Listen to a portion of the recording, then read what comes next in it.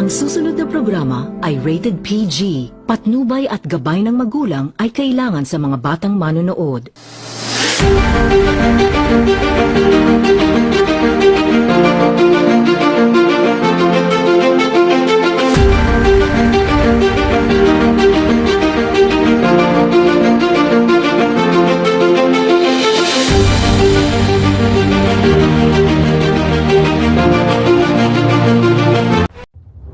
Magandang araw, Pilipinas! Narito ang Prime News, ang inyong pinagkakatiwalaang tagapaghatid ng magagandang balita at makabuluhang impormasyon. Sa tampok na balita ngayong araw, ating tatalakay ng mga batas ng mahalagang papel sa pangangalaga ng ating kalikasan, likas na yaman at biodiversity.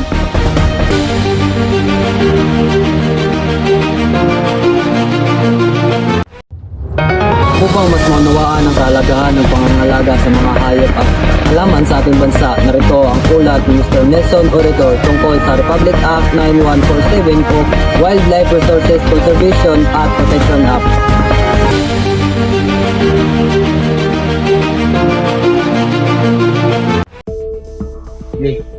Isang ibon ang biglang nawala sa kagubatan, isang pawikan ang nahuli at pinanaykan. Kung magpapatuloy ito, ano pa ang maiiwan sa susunod na henerasyon? Magandang umaga mga ka-Prime News. Dahil sa iligal na pagbebenta, paghuhuli at pagsira ng mga tahanan ng mga hayop, pinatupad ang RA 9147 o Wildlife Resource Conservation o Protection Act of 2001. Layunin nitong maprotektahan ang ating wildlife at ang kanilang natural na tirahan.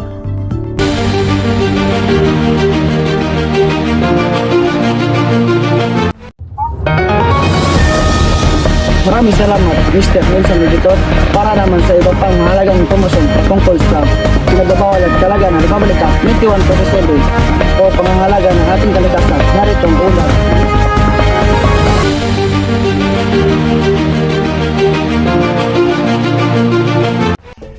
Ipinagbabawal ng batas na ito ang illegal na panghuli, pagpatay, pagdadala at pagbibinta ng mga protected wildlife nang walang paukulang permit.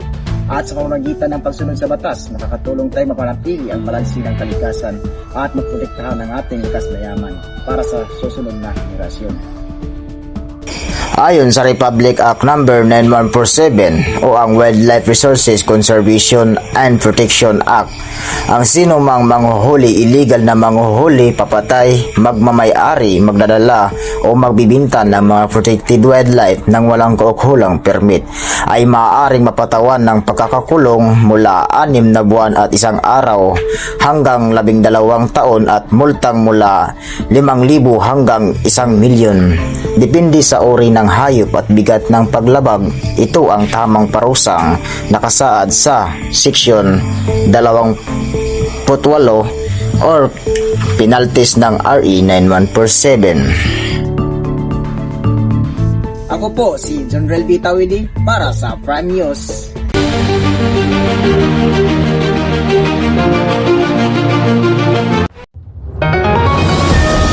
Maraming salamat Mr. General Tawidi. Ngayon naman ay ating alamin ang batas na nagbibigay proteksyon sa pambansang parke at sa iba pang mahalagang likas na yaman. Narito ang ulat ni Ms. Jeneline Candelario.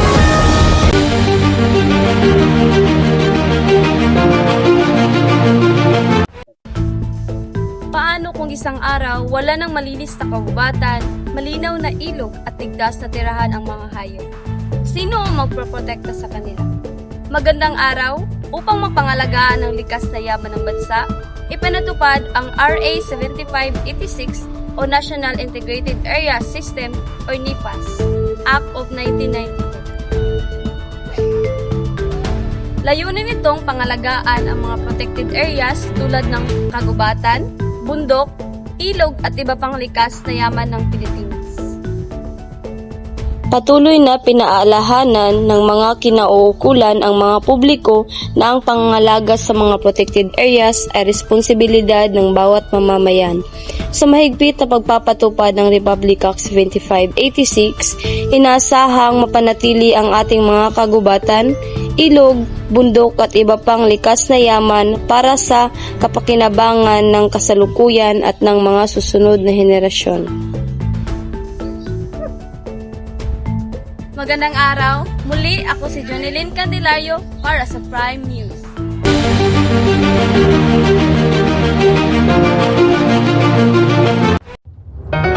Maraming salamat, Miss Junalyn Candelario, para naman sa iba pang mahalagang impormasyon tungkol sa pinagbabawal at kaalaga ng Republic Act number 7586 sa pangangalaga ng ating kalikasan. At narito ang ulat ni Mr. Bibi Mantong.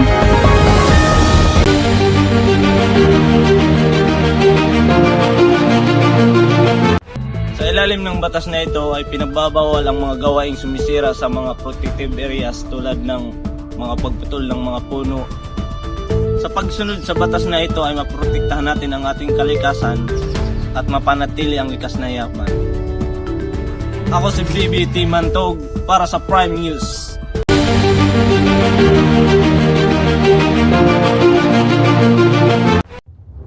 Maraming salamat, Mr. Baby Mantok. Magbabalik ang Prime News.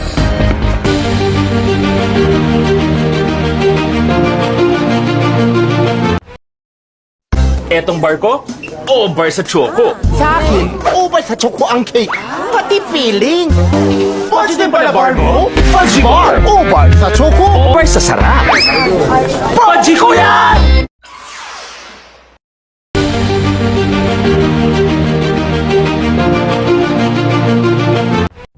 Para naman sa pagpapalawak ng protected area sa bansa, pakinggan natin ang ulat ng Mr. Jubin Dabalos.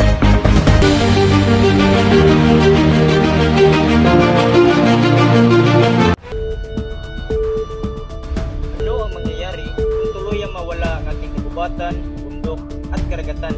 May magagawa pa ba tayo para mailigtas ito? Magandang araw! Upang higit pa natin mapalakas ang pangangalaga sa ating kalikasan, pinatupad ang Republic Act 11038 o ang Expanded National Integrated Protected Area System Act of 2018. Pinalawak ng batas na ito ang bilang ng mga protected areas sa Pilipinas upang mas maprotektahan ang ating likas na yaman. Ako pala si Jubin B. Dabalos para sa Prime News.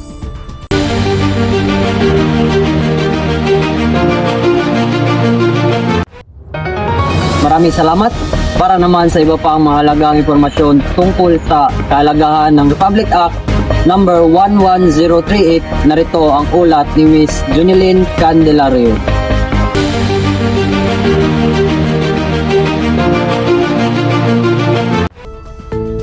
Sa ilalim ng batas na ito, mahigpit na pinangalagaan ang mga protected areas laban sa illegal na pagputol ng mga puno, pagmimina, at iba pang gawaing tumitira sa kalikasan. Pamamagitan ng ating pagkakaisa at sa pagsunod sa batas, makakatulong tayong mapanatili ang ating likas na yaman sa kasalukuyan at sa susunod na henerasyon.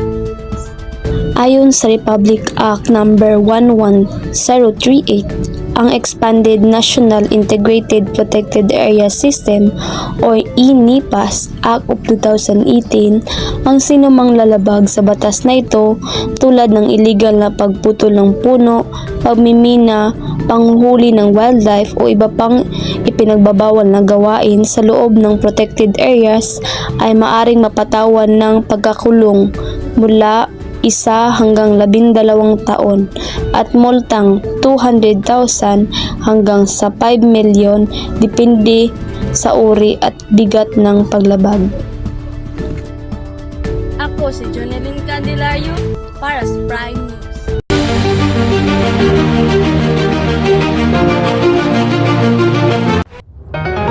Maraming salamat, Miss Junalyn Candelario, para naman sa batas na naglalay mabawasan ng plastic na basura at polusyon sa ating kapaligiran. Narito ang ulat ni Mr. Orbis Tondo.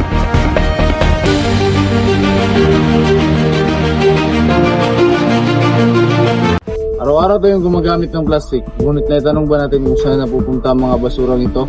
Magandang araw! Upang mabawasan ang plastic waste at maprotektahan ng ating kalikasan, ipatupad ang Republic Act of 11898 o ang Extended Provider Responsibility Act of 2022. Inatasan ng batas na ito ang malalaking kumpanya na tumutulong sa pagbawi at tamang pamamahala ng kanilang plastic packaging. Ako si Rodelor Bistondo para sa Prime News.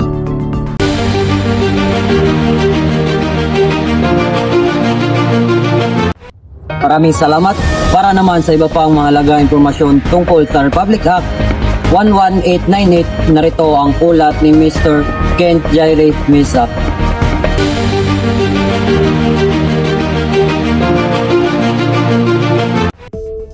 Sa ilalim ng batas, kailangan magkaroon ng programa ang mga kumpanya upang mabawasan, makolekta at ma-recycle ang kanilang plastic packaging.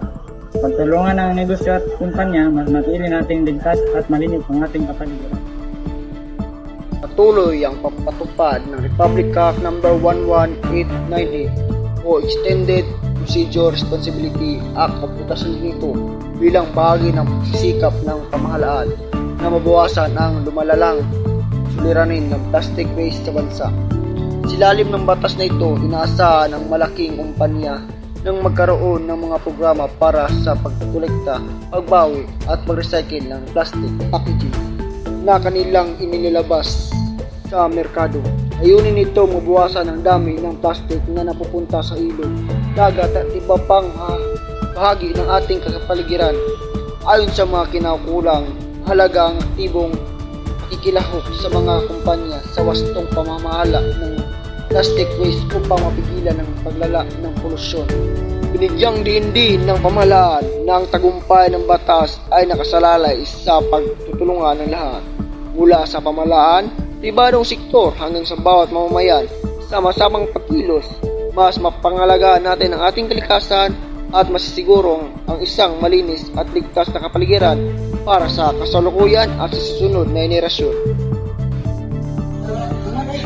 Ako si Ken Jaire Mesa para sa Prime News.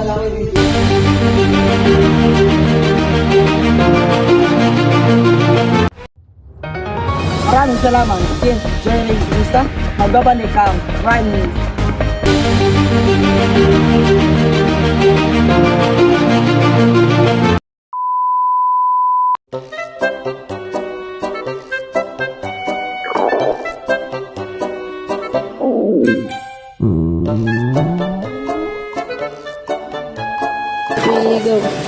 Gutom ka, pre.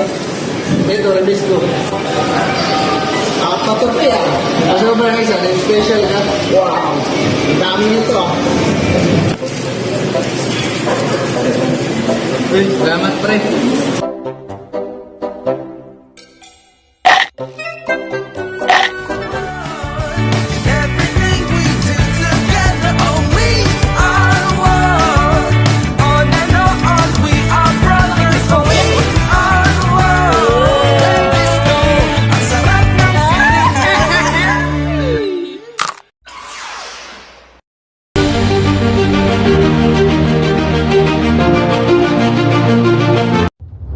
Mahalagang sundin at puntahan ang mga batas na nagpoprotekta sa kapaligiran upang maprotektahan ang ating kalikasan para sa susunod na henerasyon. Simpleng pagtatapon ng basura sa tamang lugar at sisipin na ligas na yaman at kapilang sa programa ng pangkapaligiran, malaki nang magtutulong sa ating bansa. Tandaan na pangangalaga sa kalikasan ay responsibilidad ng bawat mamamayan. Sa muli, ako si Karen Dalagit at ako si Hilbert L. Porta, naghahatid ng katotohanan at nagpapalaganap ng kamalayan. Ito ang Prime News. Maraming salamat at magandang araw, Pilipinas!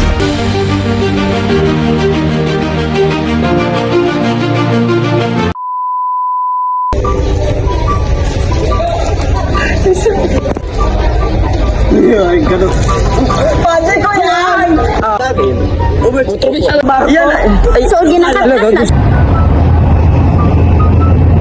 Maraming salamat, Miss Ginaling Camilario, para naman sa batas ng nagdala yung mga nagdala.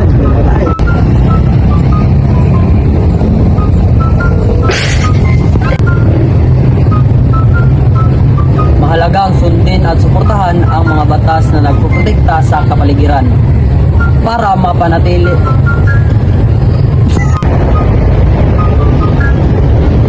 Maraming salamat, Miss Ginaling Camilario, para naman sa batas na nagdala yung mabawasan ng plastic na basura at polusyon sa ating kapaligiran.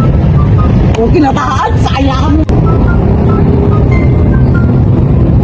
Maraming salamat, Miss Ginaling Camilario, para naman sa batas na nagdala yung mabawasan ng plastic na basura. Ang inang naman.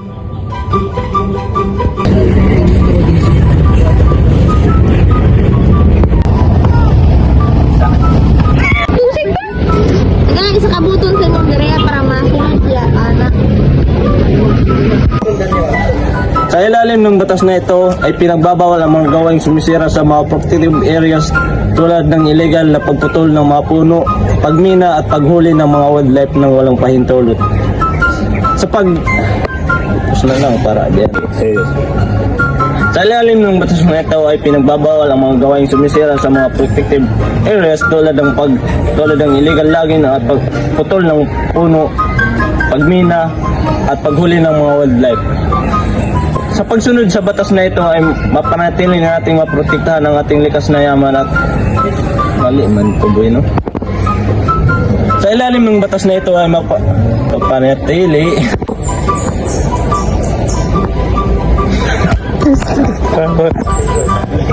Sa ilalim ng batas na ito ay pinagbabawal ang mga gawaing sumisira sa mga protected areas tulad ng illegal na pagputol ng mga lag.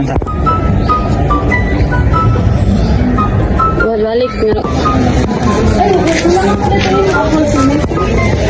Hanggang sa mga kumano. Anak, Dili ka. Gubatan. Ken Jerry. Ugi, talagang bibili mantog. Sa ilalim ng batas na ito ay pinagbabawal ang mga illegal na pagputol ng mga puno. Bullshit man.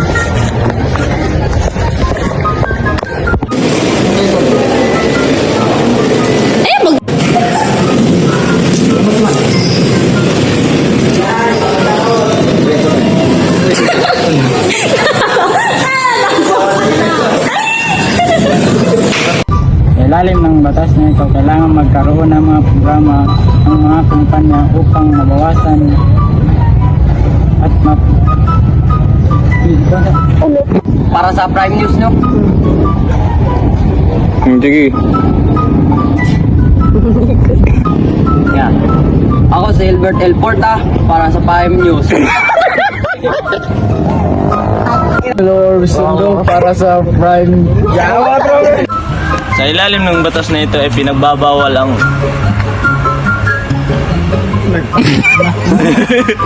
Bustos ba kayo? Ipinagbabawal ng batas na ito ang illegal na panguhuli.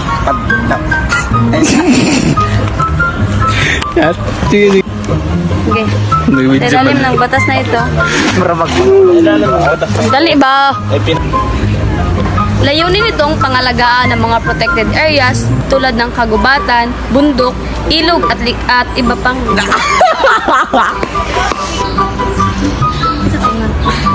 Ito ganin, no? Ako, sa mali ako. Ano nangahoy naman aspires? Asa, gwapo ra ako ba? Sige na, pag mo yung memorize niya yung script, mas dali ta.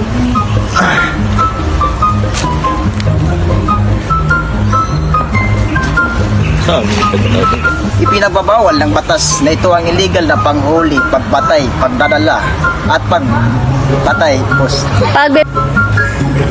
Layunin nitong pangalagaan ng mga protected areas tulad ng kagubatan, bundok, ilog at iba pang likas na Paano kung isang araw wala nang malinaw na malinis? Taguan mo yung makaunggay. Para ko, never up ko na naghahati ng katotohanan at Sige na. Gawin ko na. Ay, sa bagay po, hindi ko kabasaan ni Kaina. Guys, sa kataka ninja. This is how I feel.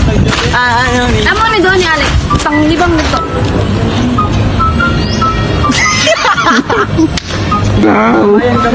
So, isa ba? Taraw. Sige. Tandaan na pangangalaga sa kalikasan ay responsibilidad ng bawat mamamayan. Ay, ako di ay. Ako si Jubin Binabalos para